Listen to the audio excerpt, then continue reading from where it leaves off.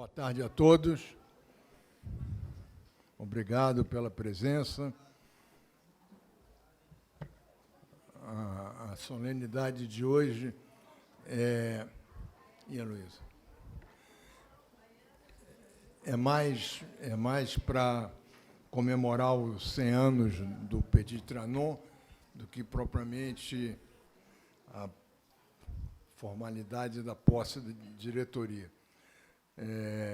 Nós estamos terminando mais um ano, acho que muito produtivo para a academia, e o secretário-geral, Antônio Carlos Sequim, vai fazer uma leitura resumida do nosso relatório do ano. Eu só tenho que lamentar que, nesse ano, perdemos grandes amigos, grandes figuras, como Zé Murilo de Carvalho, Alberto da Corte Silva e Cleonice Berardinelli. Tivemos várias posses nessa troca de guarda da academia. A Heloísa Teixeira assumiu agora, e o Ricardo Cavalieri tomou posse na cadeira 8, a Heloísa na cadeira 30. E o Ailton Krenak foi eleito e tomará posse ano que vem. Provavelmente dia 5 de março, né? De abril, 5 de abril. Mas ainda vamos fechar. A programação cultural da nossa academia foi um sucesso, e um dos destaques da nossa atuação durante o ano foi a volta da academia à Bienal do Livro, com um stand próprio, e que tinha até o Machado de Assis conversando com o pessoal. A cerimônia de comemoração dos 126 anos da academia foi também a hora em que nós concedemos a medalha Machado de Assis à escritora Marina Colasanti. A medalha Machado de Assis foi dada ao publicitário Nizango Anais. O prêmio Francisco Alves, que é dado de 5 em 5 anos, foi dado à secretária de Educação do Estado do Rio de Janeiro, Roberta Barreto, e a medalha João Ribeiro foi dada aos funcionários da BL. Dona Carmen, nossa eterna secretária, Carmen Oliveira, representou os funcionários. Queria agradecer o apoio de todos. Esperamos que no ano que vem tenhamos melhores notícias para dar a vocês.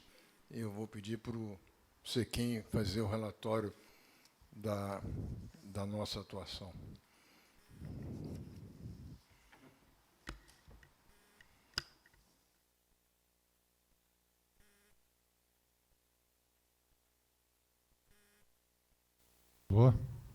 Boa tarde, senhoras acadêmicas, senhores acadêmicos, amigos, colegas, público em geral, amigos aqui da diretoria. A Academia Brasileira de Letras é também uma casa de saudades.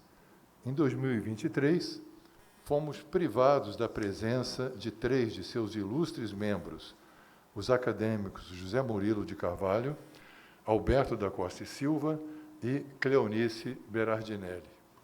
Em memória deles, nosso respeito e gratidão pelo muito que fizeram pela ABL. E saudamos os novos membros, seus sucessores, Ricardo Cavalieri, Ailton Krenak, pelo muito que representam e pelo que farão pela casa. Celebramos ainda o ingresso de Rui Castro e de Heloísa Teixeira.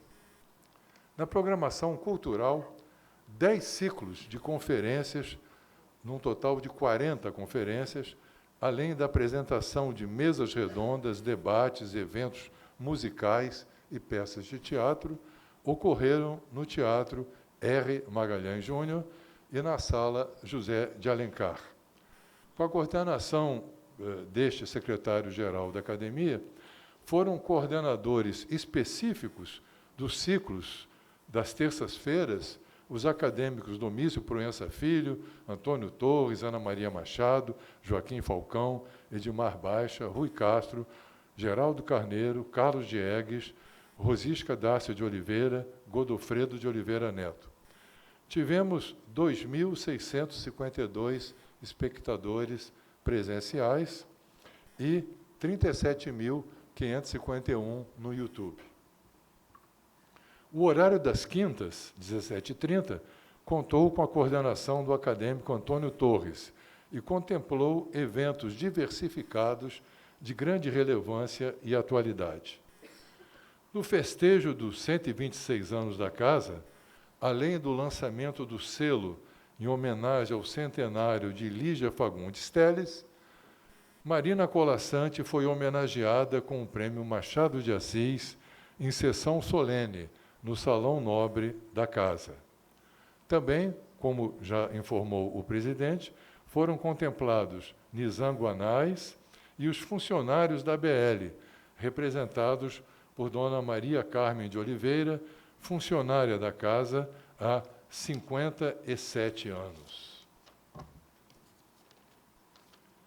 As atividades artísticas envolveram teatro e música, ambos integrados às nossas já tradicionais visitas guiadas. Apresentamos um cinema da melhor qualidade, com exibição, entre outros, dos filmes Elis e Tom, Só Tinha de Ser Com Você, de Roberto de Oliveira, Da Terra dos Índios aos Índios Sem Terra, de Zelito Viana, Nelson Pereira dos Santos, Uma Vida de Cinema, de Aida Marques e Evelise Ferreira. Para o ano que vem, esperamos exibir o documentário Elô, de Lula Buarque. No teatro, citemos A Cerimônia do Adeus, uma leitura dramatizada de textos de Simone de Beauvoir, feita pela acadêmica Fernanda Montenegro, com a participação da acadêmica Rosisca Dácia de Oliveira.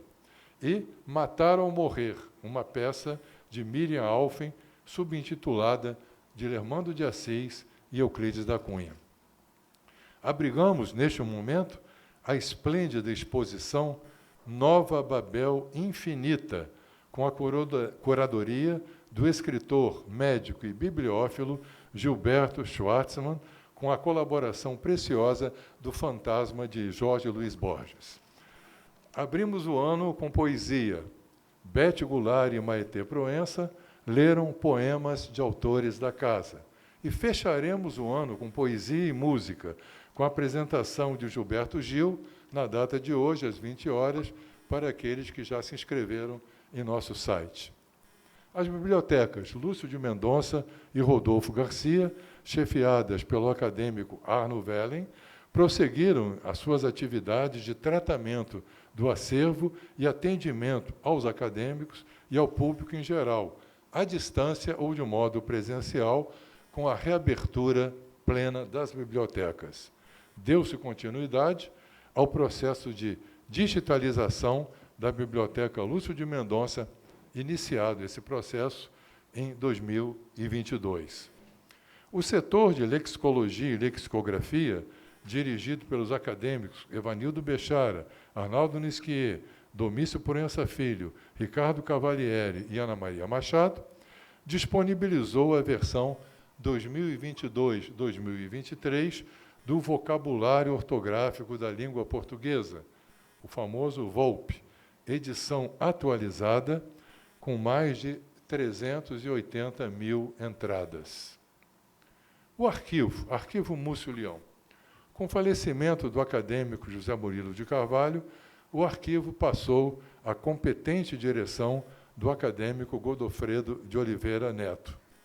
No programa de preservação da memória histórica e institucional e dos acadêmicos, em 2023, foram incorporados os arquivos da acadêmica Cleonice Berardinelli e dos acadêmicos Evaristo de Moraes Filho, Tarcísio Padilha, Nelson Pereira dos Santos, Gilberto Gil, José Murilo de Carvalho, Alberto da Costa e Silva, João Almino, Evanildo Bechara e Antônio Carlos Sequim.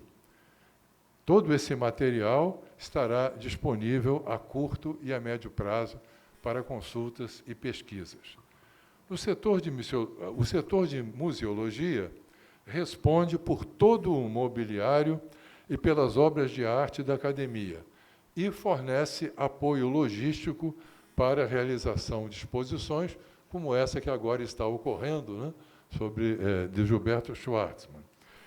O setor realizou levantamento de toda a documentação museológica entre 2097 a 2023, 1997 a 2023. Foram catalogadas as coleções dos acadêmicos Evaristo de Moraes Filho, Carlos Heitor Coni e Marco Lucchesi. O setor cuidou do acondicionamento das peças de arte indígena recebidas e doadas pelo acadêmico Marco Lucchesi quando de sua visita aos povos da etnia Cambeba, do Médio Rio Solimões, no Amazonas. O setor de mídias. Neste ano, no setor de mídias, os dados do Google demonstram que o portal da ABL, com mais de 190 artigos inseridos até outubro, obteve, em média, 8.361 acessos diários e contou com 2.784.229 visualizações de suas páginas. O Twitter da ABL, criado em 2009, ultrapassa a faixa de 16 mil seguidores. Na página oficial da Academia Brasileira de Letras, no Facebook, mais de 160 mil usuários nos seguem no espaço virtual.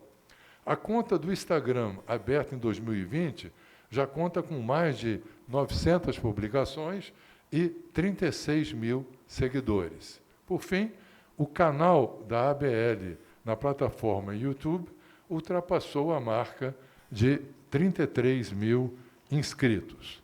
E publicações?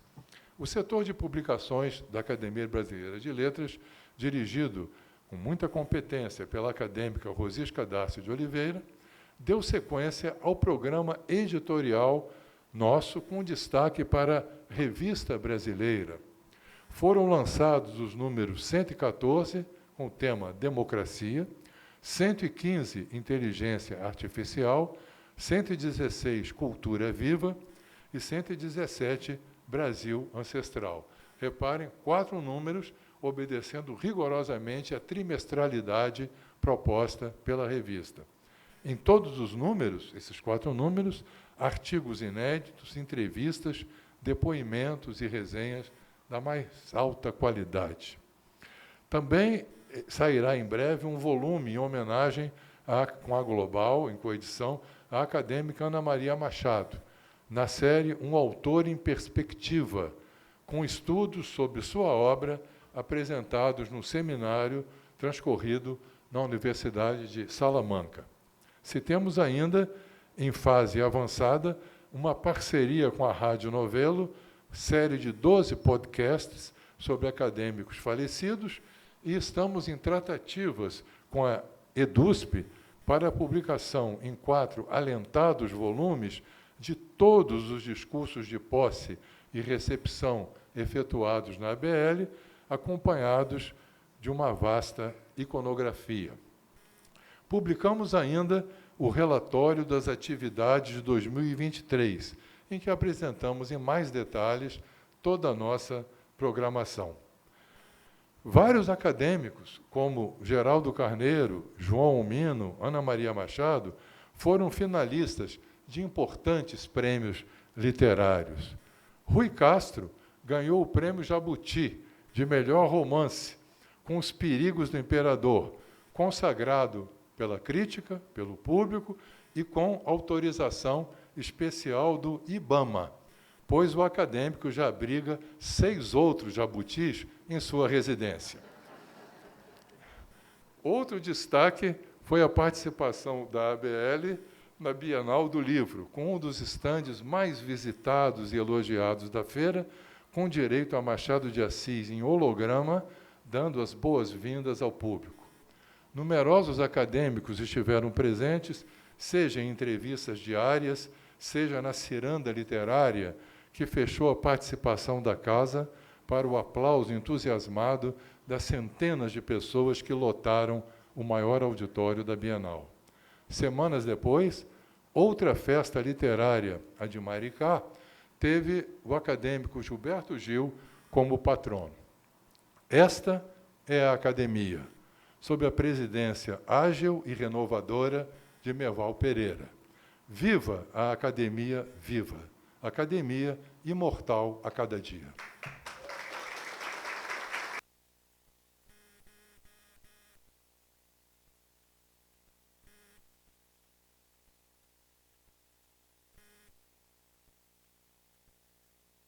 Obrigado, Sequim. Dou posse à diretoria eleita para o exercício 2024, assim constituída. Presidente, acadêmico Merval Pereira.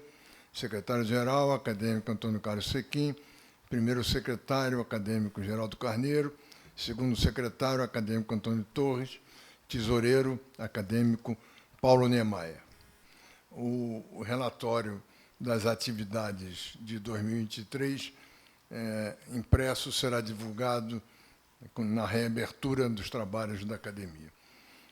Eu convido agora o acadêmico Arno Welling para falar sobre o Petit Trianon e seus significados.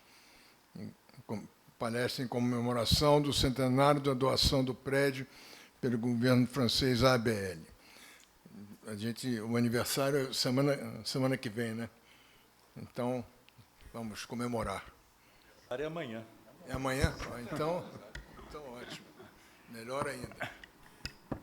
Senhor presidente da Academia Brasileira de Letras, membros da mesa, senhores presidentes do Instituto Histórico e Geográfico Brasileiro e da Academia Carioca de Letras, se eu não estiver omitindo alguém, desculpem, amigas e amigos da academia, senhoras acadêmicas, senhores acadêmicos.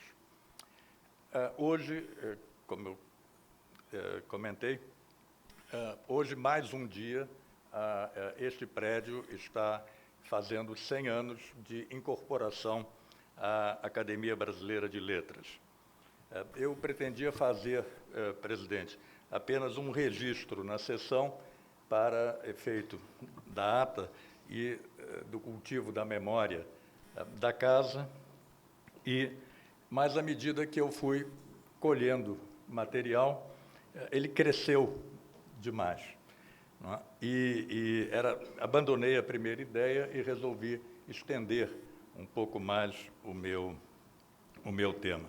E, a propósito, eu quero agradecer aos nossos funcionários, em particular a Maria, chefe do arquivo, a Júlio e Renato, que trabalham comigo na biblioteca, ao Anselmo, na área de museu, pelas atas, pela documentação cartorária, pela bibliografia e informações da imprensa que me auxiliaram a coletar. E ao acadêmico Antônio Carlos Sequim, porque me colocou em mãos o catálogo do pavilhão francês, e não apenas o catálogo do pavilhão francês, ali há uma pista para uma das ideias que eu quero, uma das hipóteses que eu quero sustentar aqui nessa palestra. Em fins de outubro de 1922, com a cidade do Rio de Janeiro já mais tranquila, após as agitadas comemorações do centenário da independência no mês anterior, ocorreu uma reunião na biblioteca da Câmara dos Deputados. O setor era dirigido por Mário de Alencar, um acadêmico que costumava reunir ali amigos e discípulos para conversas literárias e políticas. Nesse dia, Graça Aranha e Afrânio Peixoto, ex-presidente da ABL, formularam uma pergunta. E se nós obtivéssemos o Palácio da França na exposição para a academia? Isso não é criação ficcional, está na ata, eu estou só reproduzindo. Passando da palavra à ação, pediram uma audiência ao embaixador da França, Alexandre Conti, que os recebeu no início de novembro na sede da Rua Payssandu. Coube a Afrânio Peixoto redigir a solicitação, aspas, entusiasticamente adotada pelo diplomata, que de imediato encaminhou o pleito ao governo da França. A 25 de janeiro do ano seguinte, o presidente Afrânio Peixoto comunicava ao plenário a decisão do primeiro-ministro francês, Raymond Poincaré, e do presidente Alexandre Millerand, de efetivar a doação para a Academia Brasileira de Letras. Tratava-se da doação de um prédio para determinada instituição cultural, mas esse ato não deve ser naturalizado. Possui detrás de si uma densa teia de significados. Todo objeto cultural traz em si, dizia Ortega, uma dupla existência. A estrutura de qualidades reais que podemos perceber a olho nu e a estrutura de valores que desafiam nossa capacidade de avaliar. Podemos ainda descrevê-lo numa perspectiva micro. O que significou para a instituição receber em doação um prédio apalacetado num certo contexto de acontecimentos? Ou numa perspectiva local. Qual o significado para a então capital federal acrescer ao patrimônio da cidade um prédio destinado à sua Academia Nacional? Ou ainda numa perspectiva macro, que tessitura de relações políticas, culturais, econômicas e ideológicas amparava a ponta do iceberg, o prédio? Nenhum desses ângulos é autossuficiente. Somente a combinação das três perspectivas pode nos aproximar melhor do significado ou dos significados do objeto. O leque de perspectivas, por sua vez, permite entrever as relações materiais e simbólicas que davam significado ao ato doador. Do ponto de vista material, havia aspectos concretos a considerar, como os políticos e os econômicos. Do ponto de vista simbólico, expressavam-se valores, por sua vez traduzidos em posições ideológicas, filosóficas, literárias, estéticas. Francofilia, positivismo remanescente, racionalismo iluminista, correntes literárias e discurso civilizatório mesclam-se nessa teia de significados que precisam ser desvelados para que se entenda por que um Estado doou a uma instituição de outro um pequeno palácio, o Petit Trianon. Sabe-se que o Petit Trianon francês, em Versalhes, teve sua origem remota num pavilhão mandado construir por Luís XIV, onde se localizava uma aldeia, Trianon.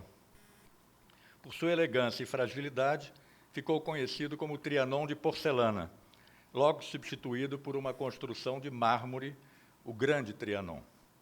Muito mais tarde, já no final do reinado de Luís XV, foi erguido novo prédio, denominado, por oposição ao anterior, Petit Trianon, oferecido pelo rei a Madame de Pompadour e depois a Madame du Barry. Com Luís XVI, coube a rainha Maria Antonieta ocupar esta, que foi das primeiras edificações em estilo neoclássico da Europa.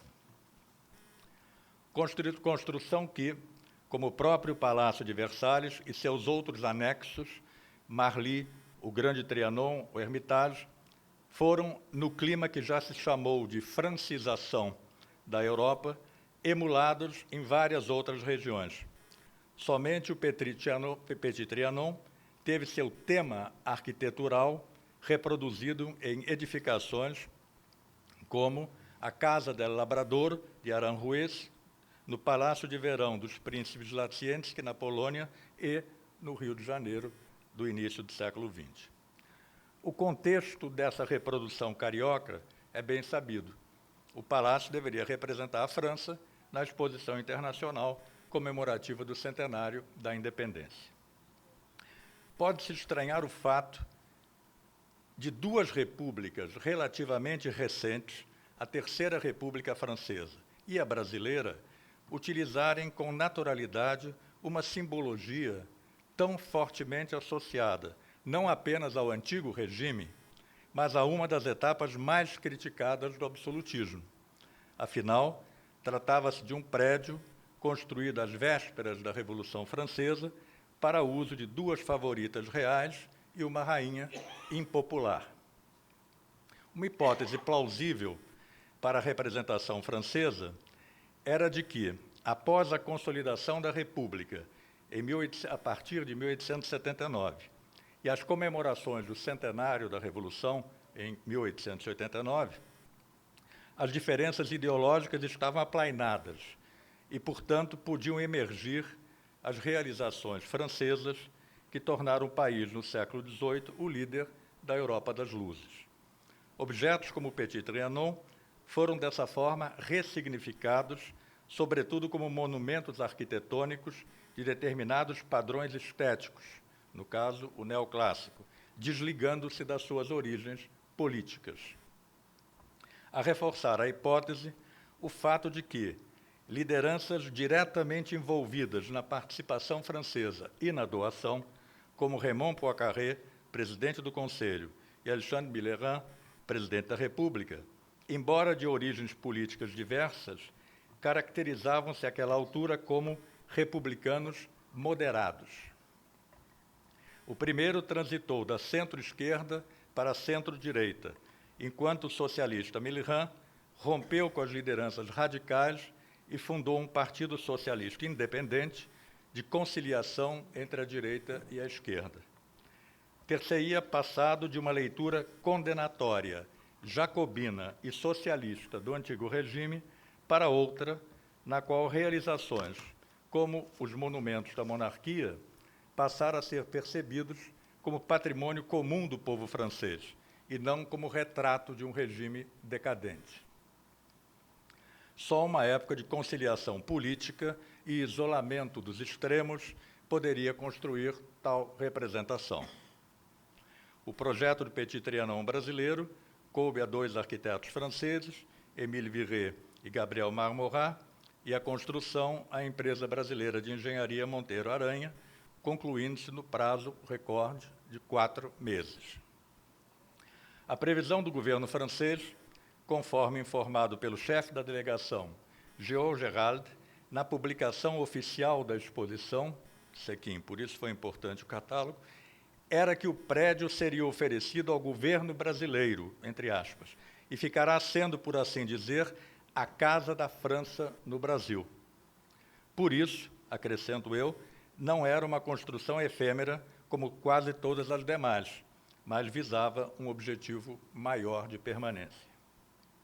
Foi com base nessa disposição que ocorreram as gestões de Afrânio Peixoto, Graça Aranha, Mário de Alencar e outros acadêmicos.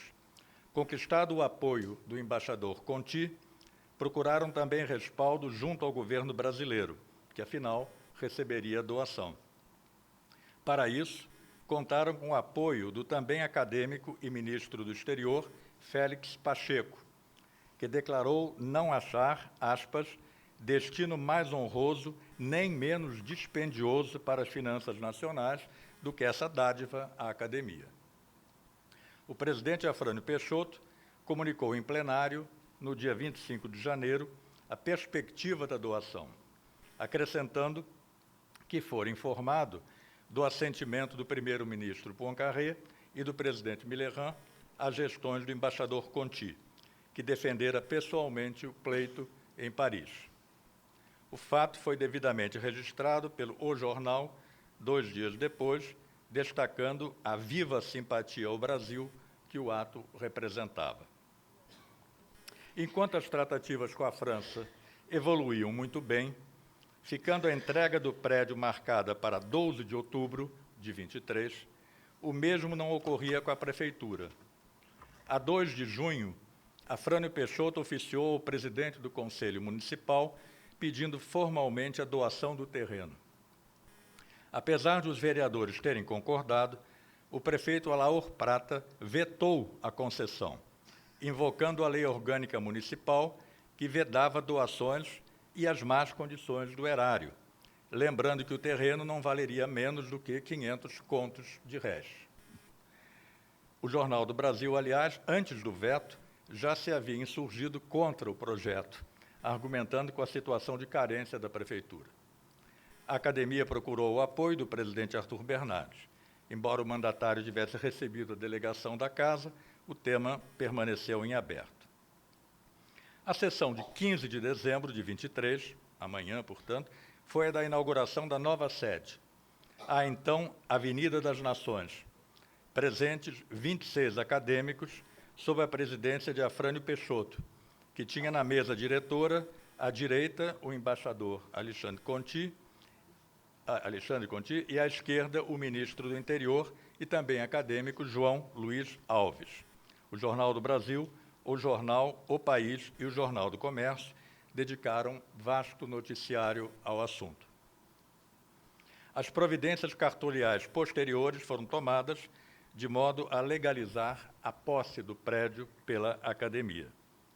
Restava resolver, porém, o problema do terreno, encaminhado em 1924, com a decisão do ministro da Fazenda, Sampaio Vidal, de que a doação deveria ser dada, aspas, a favor do governo da República Brasileira, com a condição de usufruto a favor da Academia.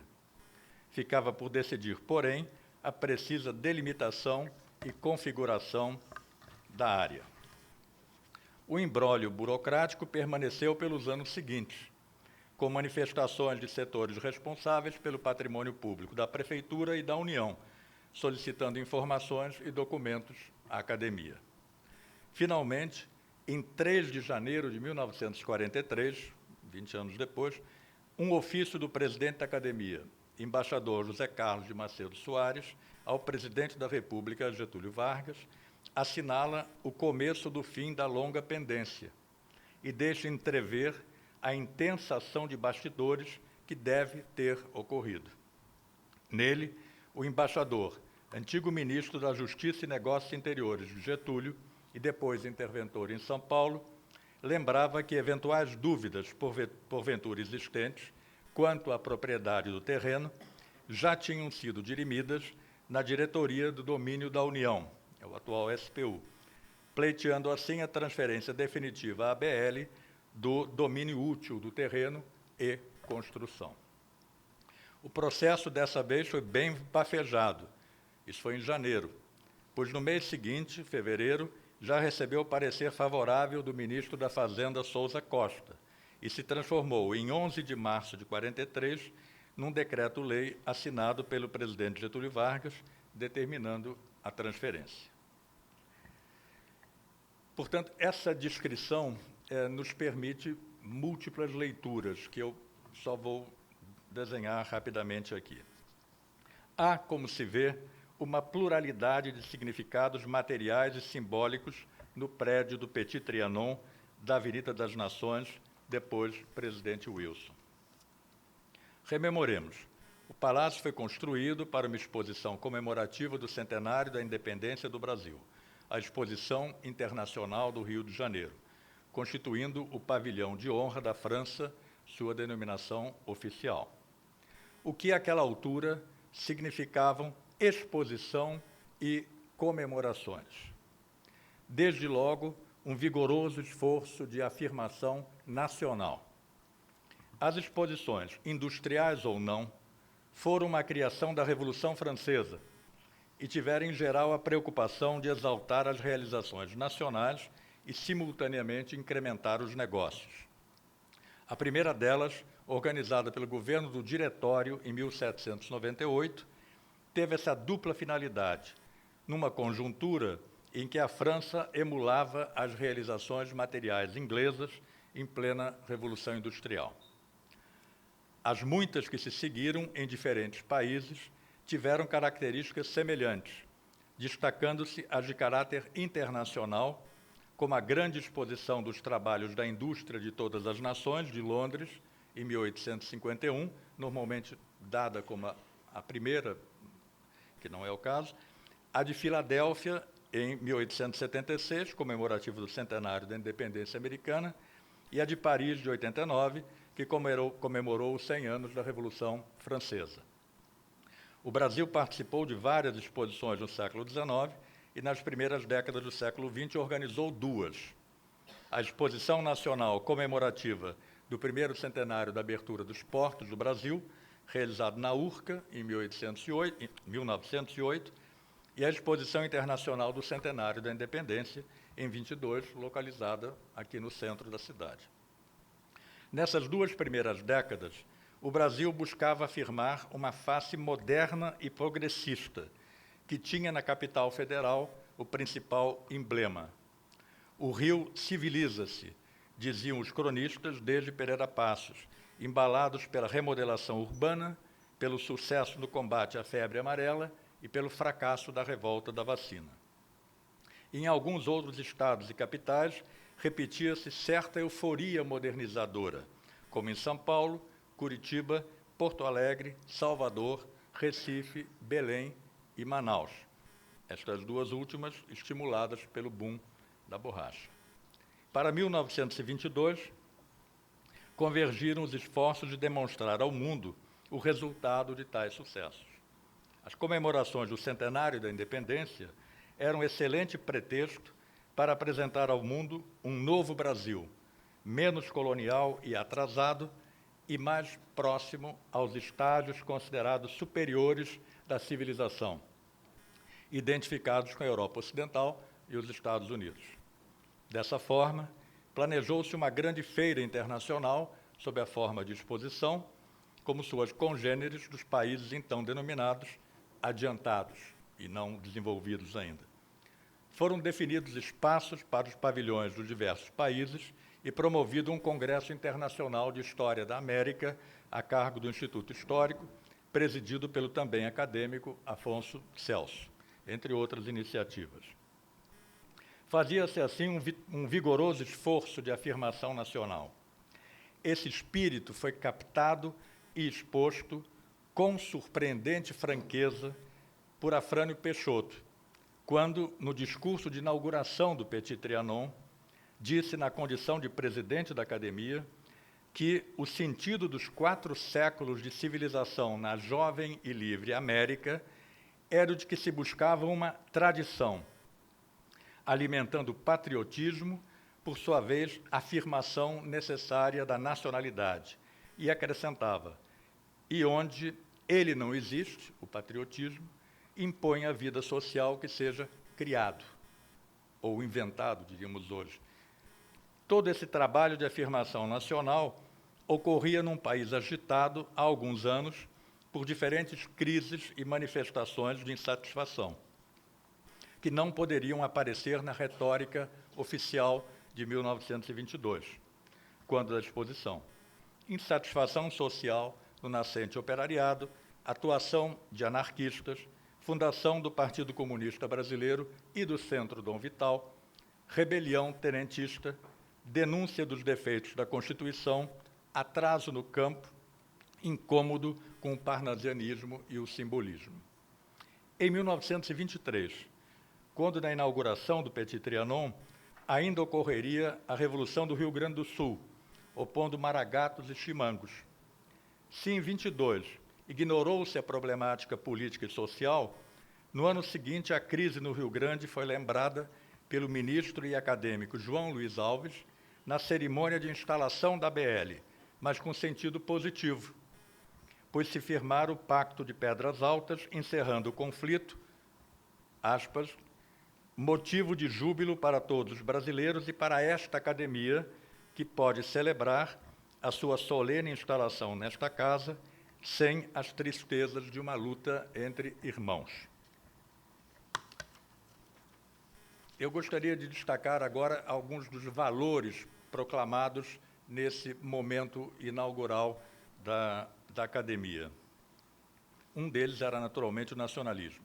O sentimento nacionalista era complementado na retórica acadêmica pela percepção do significado, da simbologia, da tradição, da latinidade e da civilização, todos valores com os quais a academia se comprometia. Afrânio Peixoto, no discurso de despedida do Silogeu, 2 dias antes, 13 de dezembro, lembrou que as coisas veem, enxergam, veem, ouvem, sentem, pensam e têm saudades. O mundo, que é representação, que seria para nós se não lhe dessemos nossas emoções e ideias que o enfeitam. Referia-se assim, de modo meio schopenhaueriano, ao antigo prédio do Silogeu, como poderia referir-se também ao novo, do Petit Trianon. Essa representação, entretanto, por mais abstrata que fosse, tinha uma realidade que superava muitas outras, aparentemente mais concretas. Assim, 2 dias depois, 15, no discurso na nova sede, afirmava que a academia tendia a ser o maior órgão de nossa tradição, pois, ao contrário da instabilidade política, das revisões constitucionais do Império e da República e da superação dos códigos legais, havia uma instituição, aspas, de novo, aristocrática, vitalícia e imortal, que era a ABL. Fazia dessa forma o presidente alusão aos acontecimentos que se desenrolavam fora do recinto acadêmico, mas profetizando que, dizia ele, séculos depois, quando tanta coisa houver mudado no Brasil, será uma coluna sempre erguida e forte pela língua, pela literatura, pelos costumes e pelas maneiras a conservar, a perpetuar, a sublimar o nome e a fama brasileiros. Fazendo eco a Afrânio Peixoto, o embaixador Conti respondeu, no mesmo diapasão, que os acadêmicos estavam acima dos acidentes e das contingências que podem perturbar outras instituições, acima das paixões que agitam as massas. Fecha parênteses. Portanto, estabilidade num mundo em permanente mudança, era essa a mensagem de ambos. A liderança da latinidade, por sua vez, era valor apreciado pela França desde o Iluminismo, que no século XIX tornou-se explícito numa política de Estado, quando Napoleão III o proclamou, falando de uma América Latina, no contexto da invasão do México. Por essa razão, aliás, a conceituação luso-espanhola se contrapõe ao conceito, tendendo a considerar uma América ibérica e não uma América latina. Afrânio Peixoto proclamou o papel da França nessa liderança, afirmando que a doação do Petit Trianon significava que o país, diz ele, quis dar-lhe, à academia, uma sede, um templo, onde oficie o espírito latino, francês, brasileiro, para a glória comum de nossa civilização. O embaixador Conti destacou o parentesco latino da França e do Brasil e concluiu definindo um tipo de latinidade especificamente francês e iluminista, que seria, no argumento dele, antibarroco, dizendo que, aspas, o Petit Trianon carioca ficará em vossas mãos como um símbolo. Sua arquitetura do século XVIII, época da razão pura, da fina crítica e de sabedoria fresca e seca, tornar-se-á para vós uma fortaleza contra a escola da retórica que ameaça todos os descendentes dos latinos. Fecha aspas para o embaixador. Todas essas valorações tendiam para o valor maior proclamado em boa lógica positivista e evolucionista, ainda em moda, a civilização, que assim era oposta à barbárie e ao obscurantismo. O presidente Afrânio Peixoto sublinhou que a França tinha sido sempre para o Brasil a mestra da inteligência, do gosto da civilização, discurso que o ministro João Luiz Alves, a seu lado, reiterou em termos entusiasmados. mas coube ao acadêmico Luiz Murat a palavra mais encomiástica da noite, apresentando a França como a nação da liberdade, a defensora da causa geral da humanidade e a sintetizadora e generalizadora da cultura das demais nações. Isto é, o único país com vocação efetivamente universalista. No discurso civilizatório, elaborado em torno ao Petit Trianon, ressaltava a tendência ideologicamente dominante nos setores dirigentes da sociedade brasileira. Existia um ápice do desenvolvimento humano que fora atingido no mundo euro-norte-americano. A França estava nesse pódio em lugar de destaque, traduzindo a vertente latina do progresso. O Brasil, como galho do tronco latino, estava indelevelmente a ele ligado e condenado, como dissera Euclides da Cunha, ao progresso. A elite brasileira já vivia nesse mundo civilizado e cabia-lhe conduzir o restante da população para esse fim. Era uma teleologia traduzida em obrigação histórica. Pode-se também fazer uma outra pergunta, quer dizer, qual teria sido exatamente o interesse da França nessa doação? Era alguma coisa que me intrigava desde o começo. E eu acho que a resposta está numa espécie de solução geopolítica.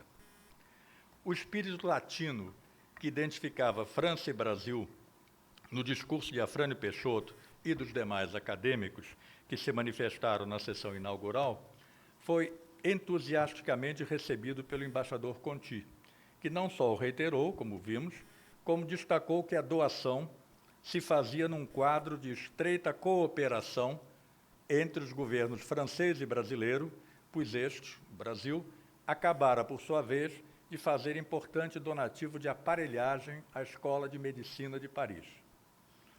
O diplomata francês, em sua locução, além de fazer referência aos antigos vínculos entre os dois países, entendeu oportuno chamar a atenção para a importância do recém-proclamado modernismo literário paulista, como uma necessária e bem-vinda afirmação da independência cultural do Brasil, que, entretanto, em nada obstava as relações franco-brasileiras. Na palavra do ministro João Luiz Alves, reiteraram-se as hipérboles com a imortalidade dos acadêmicos sendo associada à imortalidade do nosso culto pela França e pelo seu gênio. E houve igualmente um aceno pragmático, o anúncio da criação do Instituto Franco-Brasileiro de Altos Estudos, consolidando os cursos oferecidos pela Universidade do Rio de Janeiro com o apoio do governo francês. Qual o significado por detrás dessa retórica oficial? É uma hipótese. Para o governo francês, tratava-se, a meu ver, de uma política de Estado, uma espécie de precursora do que chamamos hoje o soft power, na qual a cultura, em especial a literatura, a história, a filosofia e as artes plásticas, assumiu um papel fundamental para manter a presença e a influência francesa no Brasil e na América do Sul. Era patente, embora não fosse usualmente explicitado, que essa política se voltava contra a extensa influência econômica inglesa no país, que vinha do século XIX, e que, após a Primeira Guerra Mundial, já começava a ceder terreno ante a expansão do comércio norte-americano. Entre a libra e o dólar, a França não podia oferecer divisas de maior monta e precisava, assim, recorrer a outros meios para manter a sua relevância no país. Um destes meios foi a criação, no Rio de Janeiro, da primeira embaixada francesa na América do Sul, como assinalado pelo próprio embaixador Conti em sua fala. Outro foi a organização, em 1919, da missão militar francesa, chefiada pelo general Maurice Gamelin, contratada pelo governo brasileiro com o objetivo de modernizar o exército e que, devendo durar 4 anos, estendeu-se por 20, até 1940. Nesse contexto, deve ser computado este soft power, esse terceiro braço, a política cultural, e nela a doação do prédio do Petit Trianon à Academia. Se a cooperação com a Academia Brasileira de Letras e o Instituto de Altos Estudos apontavam para o futuro, a política cultural já vinha de antes. Podemos lembrar o convite a Oliveira Lima para falar na Sorbonne sobre a formação histórica da nacionalidade brasileira e, em anos mais recentes, a atuação de Paul Claudel e Darius Milhaud no Rio de Janeiro, respectivamente chefe e secretário da representação diplomática, cuja missão precípua era engajar o Brasil na guerra ao lado dos aliados, mas que acabaram realizando uma relevante diplomacia cultural. Do lado brasileiro, além da inequívoca identidade com a cultura e a língua francesa, visitantes como Anatole France e Georges Clemenceau, entre tantos outros, impressionavam-se favoravelmente com a fluência observada em seu idioma, havia também uma certa realpolitik no desejo de diminuir a excessiva dependência para com a Inglaterra. Isso já ocorrera antes em relação à Alemanha, em diversos setores, inclusive o militar, e se dava também com a França. Outro significado do Petit Trianon, e não menos importante que estes, estava no reconhecimento implícito da centralidade política e cultural da cidade do Rio de Janeiro na Federação Brasileira. Isso é um tema caro ao Rui. Era a capital federal, como tinha sido a corte no Império, e sediava, além dos ministérios, dos palácios do governo e da justiça, das câmaras alta e baixa e das representações diplomáticas, as instituições culturais de maior relevância do país, como a própria Academia, o Instituto Histórico, a Academia de Medicina, a Academia de Ciências e a recém-fundada Universidade do Rio de Janeiro. Ademais, continuava as transformações da sua área central, agora com o arrasamento do Morro do Castelo e o surgimento de uma vasta área plana de que o terreno ocupado pelo pavilhão francês era parte, era uma franja, né? Se, em 1905, em meio ao movimento urbanizador de Rodrigues Alves e Pereira Passos, se construíra o Palácio do Silogeu, ao lado do Passeio Público, para reunir aquelas instituições tradicionais, em 22, os novos ventos modernizadores produziram outras edificações para exposição internacionais, uma delas, o Petit Trianon. É verdade que o Distrito Federal, isto é, a área geográfica da cidade, perdera desde 1910 para o Estado de São Paulo o PIB industrial, mas ainda exercia liderança política e cultural, que a doação do Palácio à Academia vinha reforçar. A face do Brasil, como dissera Afrânio Peixoto em seu discurso inaugural, continuava a ser o Rio de Janeiro.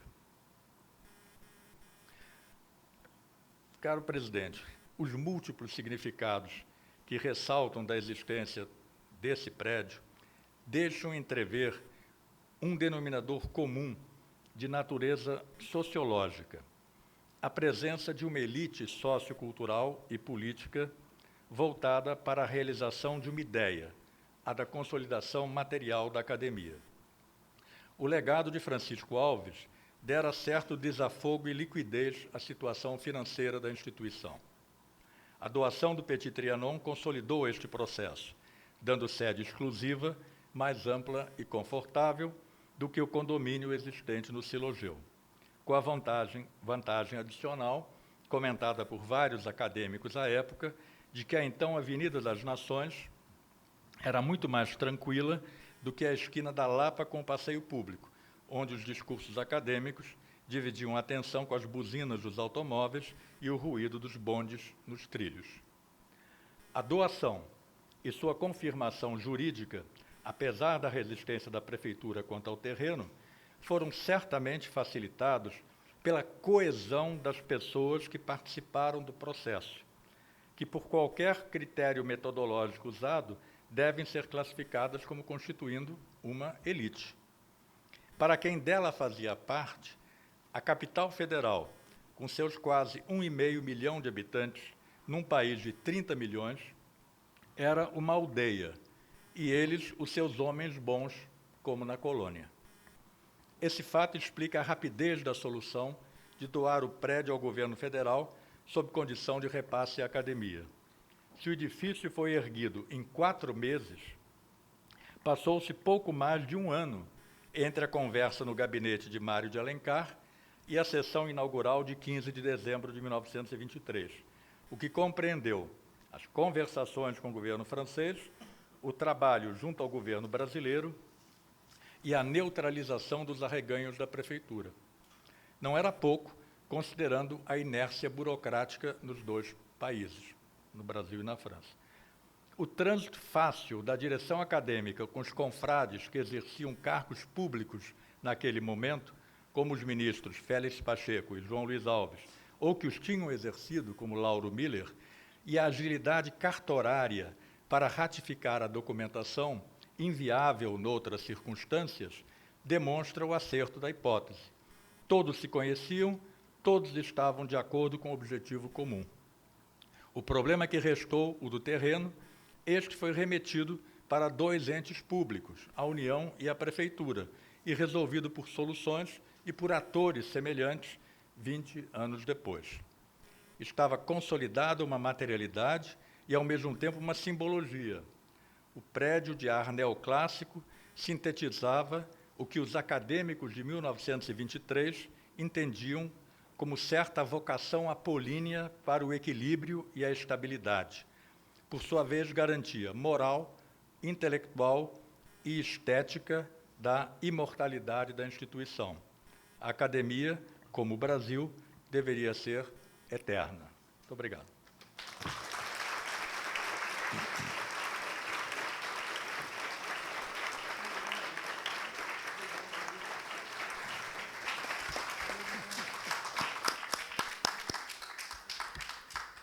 Muito obrigado, Arno, pela sua bela explanação.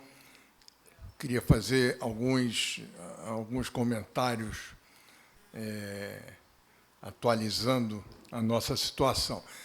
Em primeiro lugar, se naquela época a doação do prédio e tal trouxe estabilidade econômica para a academia, hoje o Brasil passou por várias crises, a academia passou por várias crises decorrentes das crises brasileiras, e eu espero que a gente encontre um equilíbrio mais permanente no ano que vem, mas, no momento, como disse o Milei, que não é uma grande referência, não há plata, infelizmente. Mas eu queria também ressaltar essa elitização, a ideia de elitização da academia e da cultura, com base na cultura francesa, que na época era a cultura dominante. Também o mundo mudou muito, a França continua sendo uma grande referência cultural, mas há outras culturas no mundo, inclusive no Brasil, a elitização da cultura dá lugar há muito tempo a uma atividade mais aberta, mais ampla, mais diversa, que represente realmente a cultura brasileira, que não era a visão da época de que a gente está falando. E eu repito que a Academia Brasileira de Letras, continuando uma postura que vem de bastante tempo, trabalha para que a diversidade da cultura brasileira esteja representada aqui e que cada vez mais amplie os seus quadros e as suas atividades para levar a cultura para a maior parte da sociedade brasileira. É o que a gente faz e continuaremos fazendo. Então, eu acho que a gente tem a felicidade de conseguir manter a tradição no que tem de simbolismo importante para a nossa perpetuação, com a atualização da instituição ao mundo em que vivemos hoje, que é muito diferente de 100 anos atrás, ou 126, quando fomos inaugurados. Então, fiquei muito contente com o relato do Arno, porque coloca muito bem de onde veio a academia e para onde nós estamos indo, seguindo a mesma tradição com atualização e modernidade. Muito obrigado. Eu queria dizer que a sessão está encerrada e às 20 horas, no Teatro Raimundo Magalhães Júnior, o nosso acadêmico Gilberto Gil, que é uma das provas da nossa diversidade cultural, da nossa diversidade brasileira, estará dando o show de encerramento das nossas atividades em 2023 para todos que estão inscritos no nosso site. Muito obrigado a todos. Está encerrada a sessão.